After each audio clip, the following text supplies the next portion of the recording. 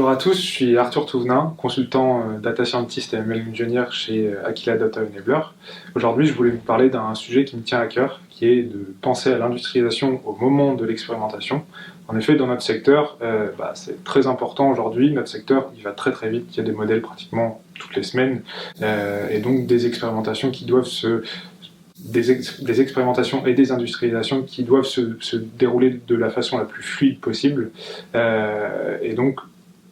de ce que j'ai pu voir dans les différents projets que j'ai pu faire dans ce milieu-là, souvent l'industrialisation n'est pas assez prise en compte au moment de l'expérimentation et souvent ça découle en de grosses problématiques au moment de l'industrialisation et de gros freins lorsqu'il faut passer en production.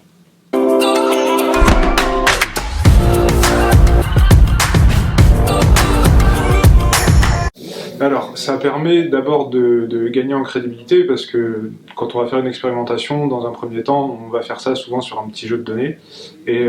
derrière, pour l'industrialisation, on va passer sur des jeux de données qui sont plus importants. Et si le modèle qu'on a entraîné ou l'application qu'on a développée se révèle pas du tout adapté à ce volume de données, et bien dans ce cas-là, on va un peu se ridiculiser face au client, et c'est pas l'objectif qu'on se fixe au départ, quoi. Sinon, il y a aussi l'importance de pouvoir passer à l'échelle, parce que souvent, ces applications-là, on les fait sur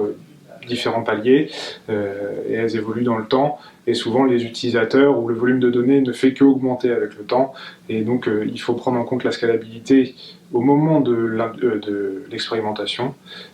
parce que justement, si on n'y pense pas, on va développer des choses, par exemple sans multiprocessing, sans faire appel à toutes les ressources hardware qu'on peut utiliser ou qui sont disponibles.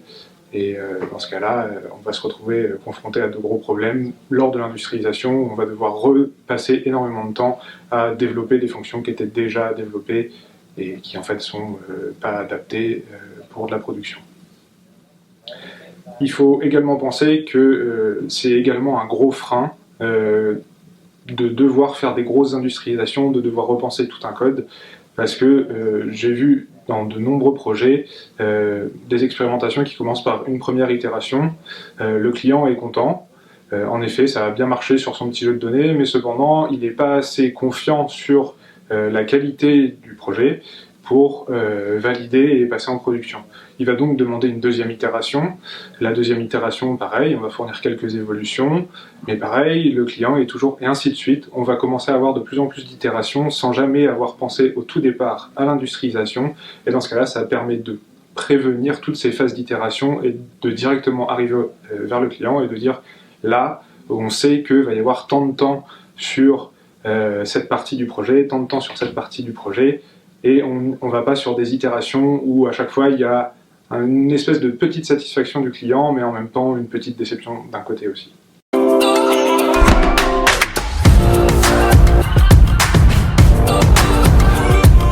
Pour intégrer cette approche, une des premières étapes qu'on doit faire, c'est s'adresser aux DevOps et aux experts cybersécurité des entreprises sur lesquelles on va déployer en production. C'est eux qui vont pouvoir nous dire quel matériel va être utilisé pour déployer ce projet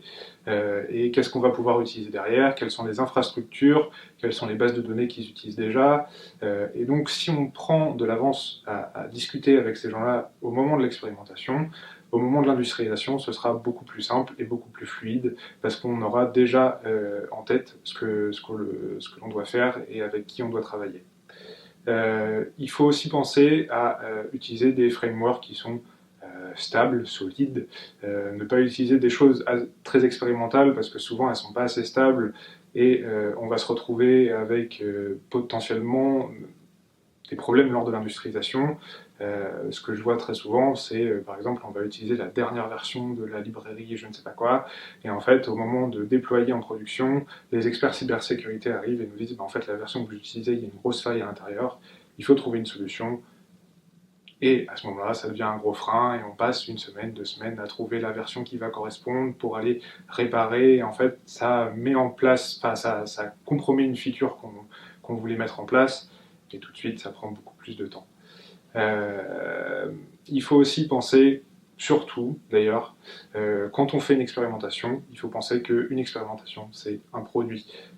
Si on ne pense pas à ça, en fait, une expérimentation, c'est une expérimentation. On a démontré que quelque chose était possible, mais on n'a pas développé un produit, alors que je dirais, la totalité des projets qu'on a avec des clients, c'est quand même développer un produit avec eux, et pas juste montrer que quelque chose est possible.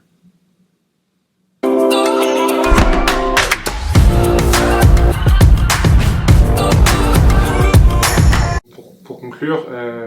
penser à l'industrialisation d'un projet au moment de l'expérimentation, c'est apporter une énorme valeur ajoutée au projet. Euh, Moi, ce que je me dis toujours, c'est est-ce que mon idée, l'idée que je suis en train de développer, l'application ou le modèle que je suis en train de développer, est prêt à passer à l'échelle. Moi, je suis très curieux d'avoir vos avis, vos retours et surtout vos expériences, savoir quel projet vous avez rencontré et vous avez eu une industrialisation qui a été entre guillemets catastrophique. C'est toujours sympa à lire et et n'hésitez pas en commentaire à débattre de comment on peut améliorer ce processus d'industrialisation.